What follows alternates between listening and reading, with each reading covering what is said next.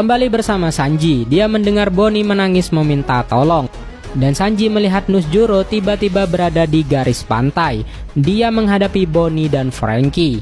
Nusjuro mengatakan bahwa mereka tidak akan membiarkan Bonnie memiliki pasifista.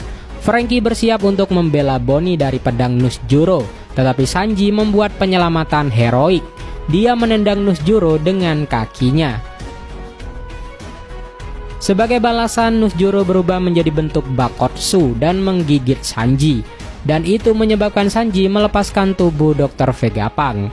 Oimo dan Kasi tiba di tempat kejadian dan berusaha menahan Nusjuro dan memaksanya untuk melepaskan Sanji. Atlas lalu meraih tubuh Stella yang terpental, sementara Bonnie menggunakan Distort Future untuk mengubah dirinya menjadi raksasa dan berniat untuk menghancurkan Nusjuro dengan kakinya.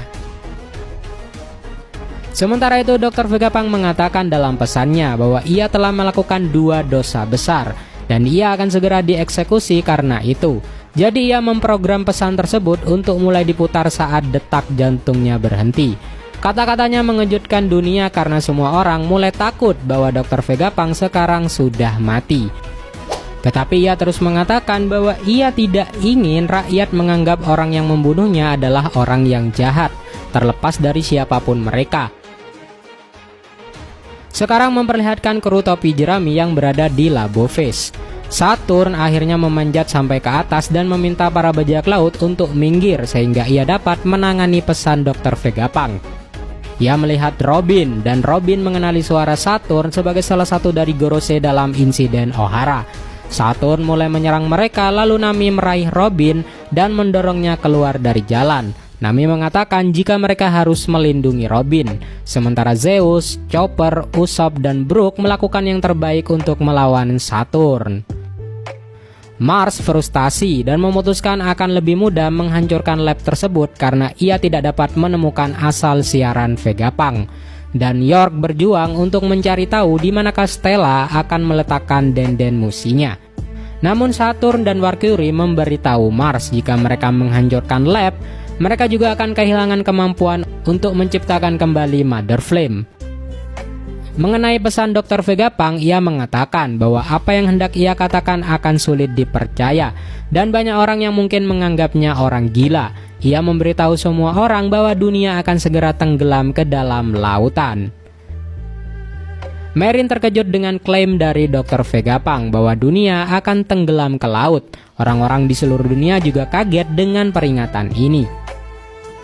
Sementara itu, Doflamingo menertawakan klaim dari Dr. Vegapunk dan dia bertanya kepada Magellan apa yang akan dilakukan ketika penjara benar-benar banjir karena tugasnya adalah melindungi para narapidana. Dalam siaran tersebut, Dr. Vegapunk mengatakan bahwa menurut data sensornya, ia memprediksi beberapa hari dari sekarang saat ia merekam pesan ini akan terjadi gempa bumi besar. Dan itu adalah gempa bumi yang baru saja dirasakan oleh seluruh dunia. Dr. Vegapunk melanjutkan bahwa setelah gempa bumi ini, permukaan laut di seluruh dunia akan naik 1 meter, yang akan membuat sejumlah pulau tidak dapat dihuni lagi dan menenggelamkan beberapa pantai. Ia mengatakan jika itu terjadi, Vegapunk memohon semua orang untuk mendengarkannya. Orang-orang terdiam oleh prediksi Dr. Vegapunk karena ia mengklaim itu bukanlah fenomena alam. Selanjutnya Saturn melanjutkan serangannya pada bajak laut topi jerami. Namun pada akhirnya Saturn memutuskan untuk mengabaikan kru topi jerami dan langsung menuju pembangkit listrik yang berisi Mother Flame.